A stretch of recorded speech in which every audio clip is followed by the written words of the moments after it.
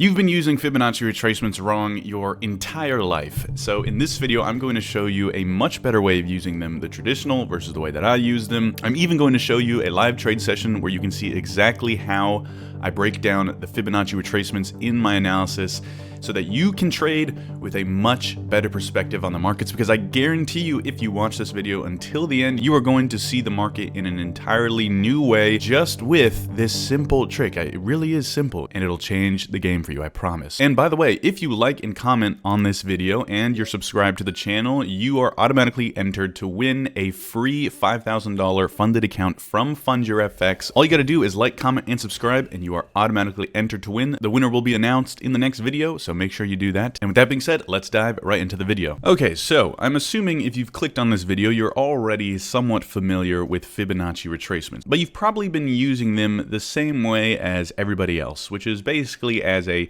retracement tool for you to get in on pullbacks, or even, you know, a magical 618 Fibonacci retracement golden zone entry point that is going to magically make you get the perfect entries every single time. But this is not the best way to use Fibonacci retracements, in my personal humble opinion, and I'm going to show you exactly why. So a traditional trader, they will see some sort of trend, right? Like lower lows, lower highs, higher lows, and they'll just go and take a Fibonacci retracement tool, and they will go from the most recent swing low to high or high to low, and then they'll look for a pullback and buy at, say, the 61.8 or the 50% Fibonacci retracement levels, and hope that we see a continuation in that trend. But as you will see in this video, this is not optimal. For example, if we just take a look at this example right over here, if you were to see a clear swing low, and let's say you saw these levels of resistance right over here, right, and it lines up perfectly with your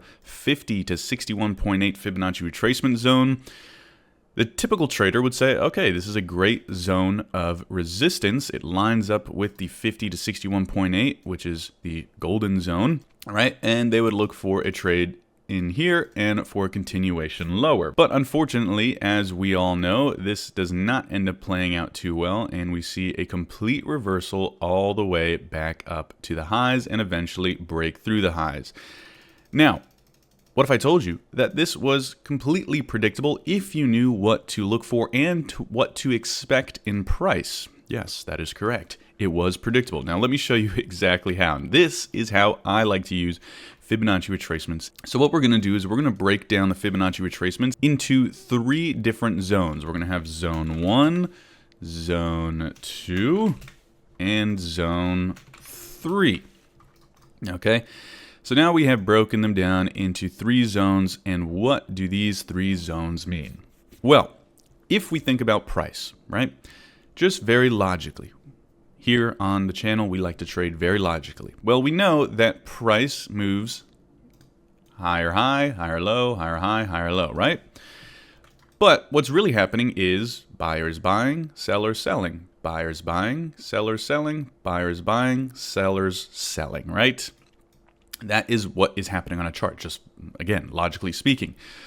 So if that's the case, if upswings are buyers buying and downswings are sellers selling, well then we should probably compare what the buyers are doing to what the sellers are doing and vice versa. I know that might sound complicated or confusing, but let me explain. If we see a move higher that looks like this, and then we see a pullback that looks like this, and then that is the end of that pullback, right? What does that tell us? That tells us that the buyers did a lot more buying than the sellers did of their selling, right? Because it's a tiny pullback, or what we call a shallow pullback.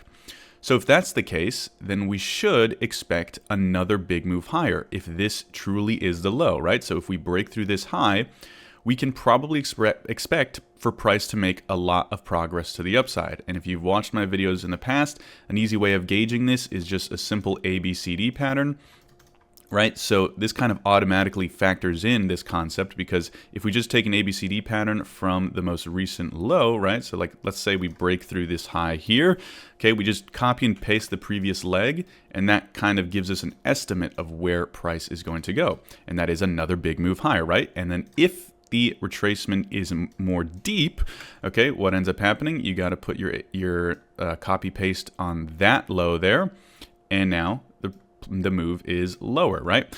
So this is how we kind of gauge the market, by how much progress are the buyers making versus the sellers, and vice versa. So if we saw a move lower like this, again, a move higher up, but then a sharp retracement down like this, well, now we can probably expect the next high to be a little bit lower, right? Something like this, because it takes a lot more energy to make this move up because of how far the sellers push price down.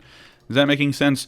So basically, the point is, the shallower the retracements, the bigger the expected move, and the deeper the retracements, the smaller the expected move, and in relation to the highest point or the lowest point. So that is the general concept that we need to remember for this video, is that we are always measuring the pullbacks and how steep they are or how deep they are compared to the main trend. So in a downtrend, let me just give you an example. If we have a lower low, right, and then a shallow pullback and then a continuation lower, okay, we probably can expect a big move lower. Whereas if we see something like this, we can probably expect, not the greatest move lower, or even a reversal, because of the progress of these sellers is being wiped out with this move, okay? So with that being said, if we also see something like this and then a big move lower, and you can see we made a ton of progress away from that previous low,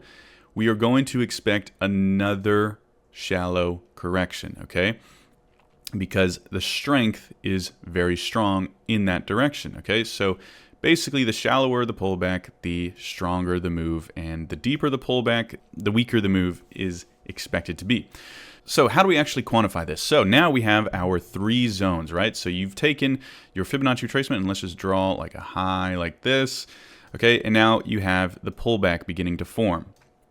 So now we have zone 1, zone 2, zone 3. Zone 1 is going to be considered a shallow pullback, and this is between the 23.6 to the 50%. Anything past the 50% is going to be zone 2, and that is going to represent a medium pullback. Okay, and then zone 3 is going to be anything below the 786, which is going to be a deep pullback.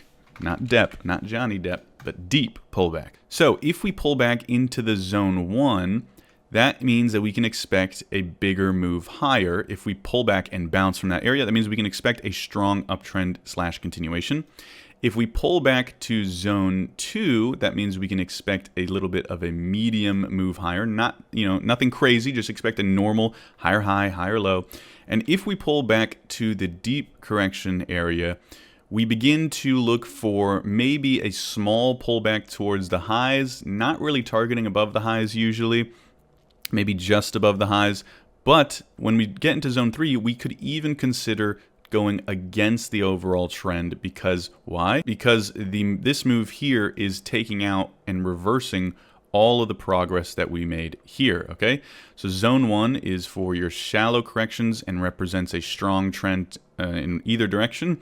Zone 2 is a medium correction, and this is usually where you'll get most pullbacks. And zone 3 is where you'll see a lot of trend failures or just short-term bounces that kind of, just end up fizzling out, okay? So if you're trying to follow the trend, usually you want to be entering in zone 1 or zone 2. If you are looking for a small pullback, maybe just a quick trade to the upside or downside, or even better, if you're looking for a full-blown reversal trade, then you would be looking at zone 3, okay? And so now we know that if we see any sort of move out of zone 1, we expect a big move higher. If we see a move in zone 2, then we expect a medium move higher, and then zone 3 represents likely a failure or just a deep correction in general, meaning that the trend could continue, but it is not super likely. So let's take a look at this right here. What do we see? Well, we get this clear move lower here, right? We just made these new lows, so this would be our main swing. We are in a downtrend. Okay, now look at what happens. Let's go into the replay mode and go right over here. So right now we have a pretty steep move lower, and we did make a decent new low. So if we made a decent new low, something like this, right, we would probably look for about a medium correction, right? Because this is not the strongest downtrend, but it's not the weakest, right? So probably something around the 50 to 61.8 area is what we'd expect from this move lower. Okay, so let's just take a look, see what happens. Okay, there's the move to the 61.8 or the 50%, and there you go. You get a little bit of a, you don't quite break through those lows, but you get a move down as expected. Okay, now what ends up happening here is what do? We barely break through these lows, right? Many people would call this a liquidity sweep, right? We barely break through these lows, and so that means that we should expect a deeper pullback of this swing, right? So we're still in this swing because we didn't close below these lows. And so we should expect now that we were barely able to break through those lows, we can expect these highs to be taken out, and we can expect a retracement into zone 3 right over here. Because, why? Because we have evidence that the buyers are beginning to step in, right? Because why? The sellers were not able to break further below this low than just a few points, right? Doesn't mean that there is a complete trend reversal. No, not necessarily. But it does mean that we can expect, you know, the zone 3 to be tested, okay? And let's see what happens here. Okay, and there you go, into zone 3. And now here's where it gets interesting, right? We go into zone 3 and then see a huge move lower, okay? A very sharp move lower. And if you haven't watched my price action video, go look at that. You can see how we measure, you know, the angles of things and the difference between the lows and the highs, the 3 Ps to price action. Make sure you watch that at some point after this video. So we see a very sharp move lower and we make a lot of progress, right? A lot of progress for the sellers, right? This is a very, very steep, new, far away low. So very clearly a strong downtrend, right? So if you're in a strong downtrend, what would you expect? You would expect, let's see if we can go back a little bit, you would expect for price to probably enter zone 1 and then continue. Why? Because zone 1 represents the strong downtrend or the strong continuation, right, of whatever trend you're trading. So we would expect, if this trend is to continue, a shallow move into zone 1, shallow pullback, right? And then a continuation because it is a strong sell-off. But this is what I mean when I said earlier in the video that this was predictable. We see a small move into that zone 1. We get a little bit of a pullback, right? A little bit. But then we see a massive, massive candle, almost like a V-bottom reversal into zone 2, right? That is a clear red flag, not only because we are, you know, kind of breaking the expectation of what this trend should be doing, but also we're doing it with this massive sharp move higher, right? The pitch of this move is very steep.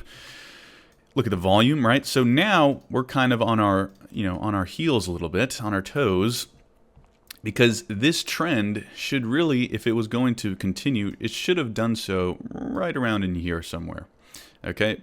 But because it didn't, and because we're breaking that expectation with a lot of force, we can actually begin to assume that we're not going to be able to break through these lows down here, and we may even get a deep correction, right? Especially if we look to the left and see if we took out any liquidity, which we did. If you look right here, right?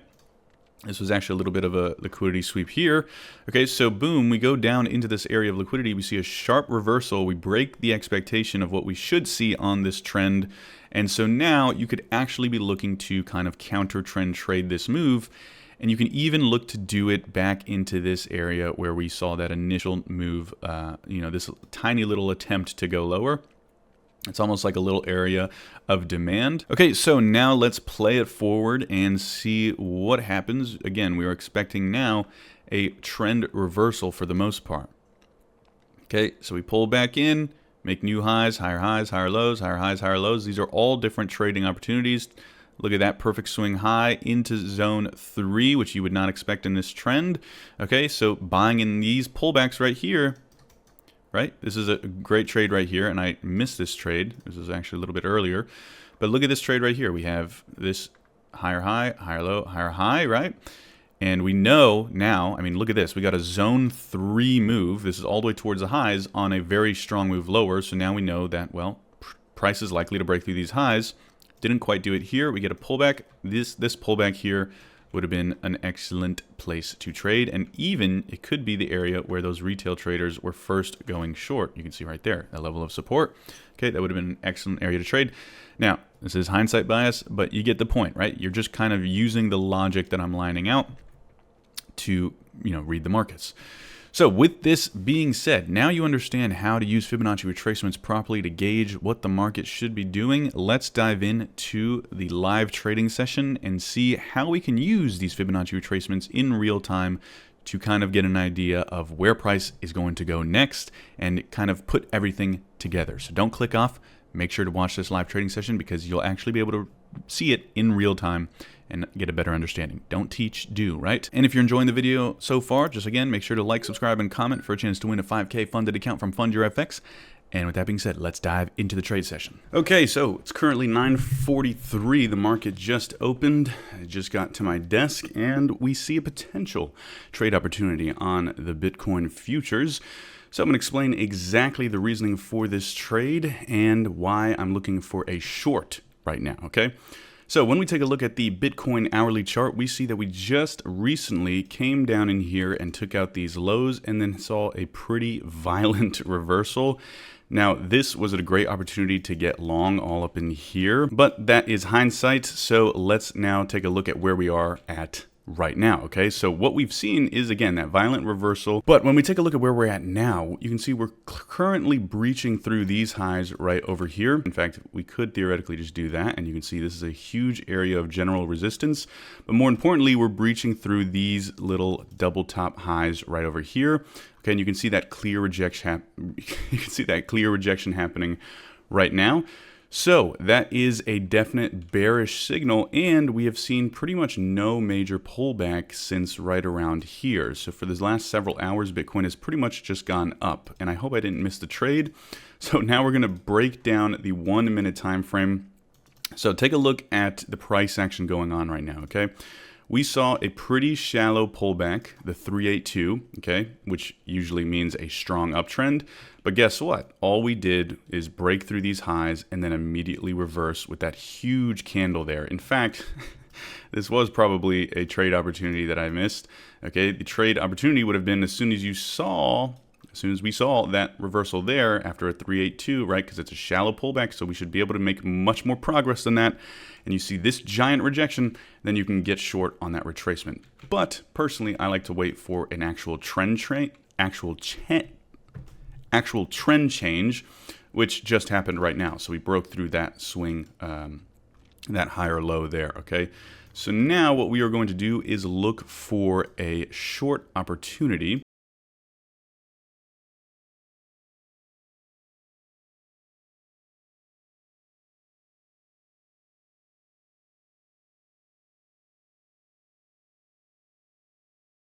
So now when we take a look at something like the 5 minute time frame, what you're going to see is that the main swing is really something like this, this, and this, right? So now these are the lows that we should be looking at in relation to, price breaking structure.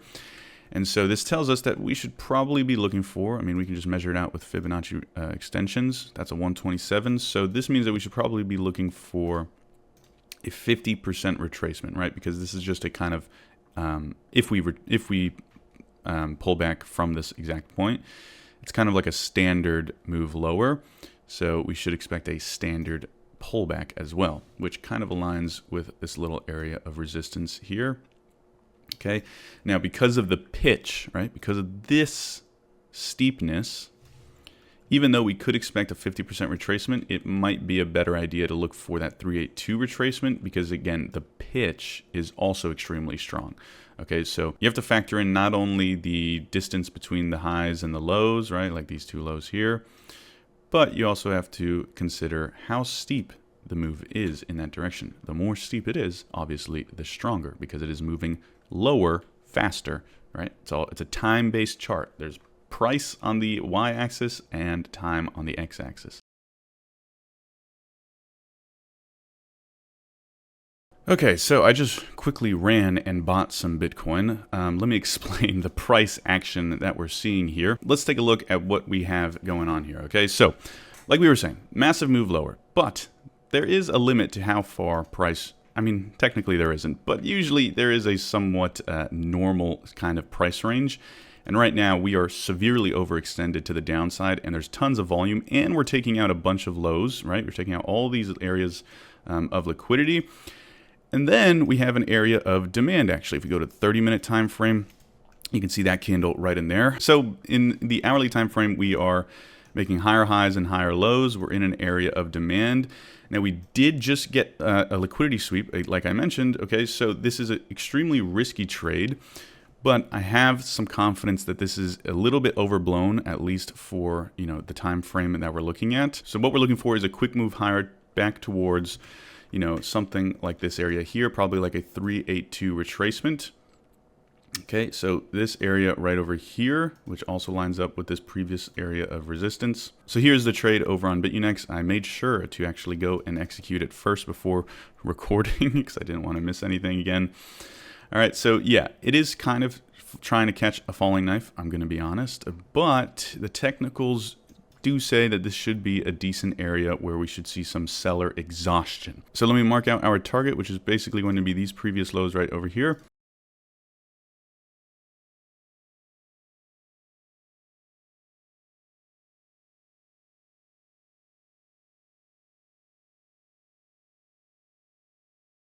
Okay, so I've just added to the position because we swept through these lows. We created a high volume candle, which means that this could be the liquidity sweep area where the stops are being taken out before moving higher. And the price action, like we said, is in an area of general support. We've broken through tons of lows, so there is a lot of liquidity in this area, a lot of stop losses getting executed, and a lot of overextension to the downside. In fact, let's take the Fibonacci extension, and let's go from low to high, and that is almost a 1.618 extension. So yeah, it fits our thesis that this is a little bit of an overextended move down. Even though this pitch is sharp, we are still kind of trading with the expectation of a shallow pullback, right? Because a shallow pullback would be the 382, or the 236 also is a shallow pullback, but we don't really use that too often. The 382 is really what should be the target here. I'm just going to move my stop loss to break even already, because if we get a move back down to these lows, we're just going to take them out. That's just how the market works.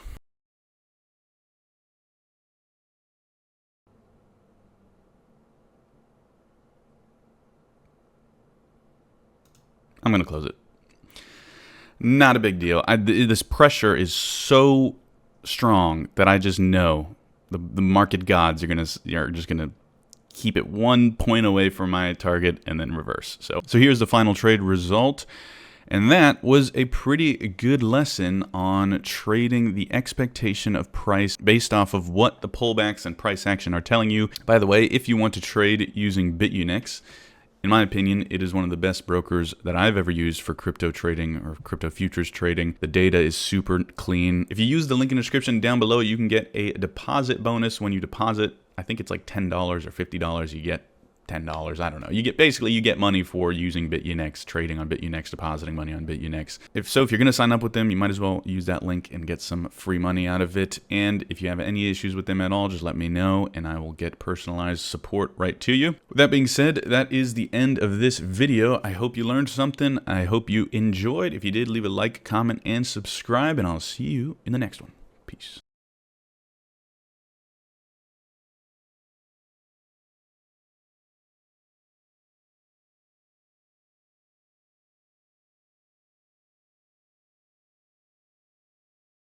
All right, I think I'm just going to call it there again at this area. We are starting to turn around again. This is that shallow pullback area, and yeah, I'm just going to close that. Boop. Okay, a little bonus trade there for you. Not too bad. I thought I was done for the day, but there we go. Another profitable trade. Very good, very nice. All right, see ya.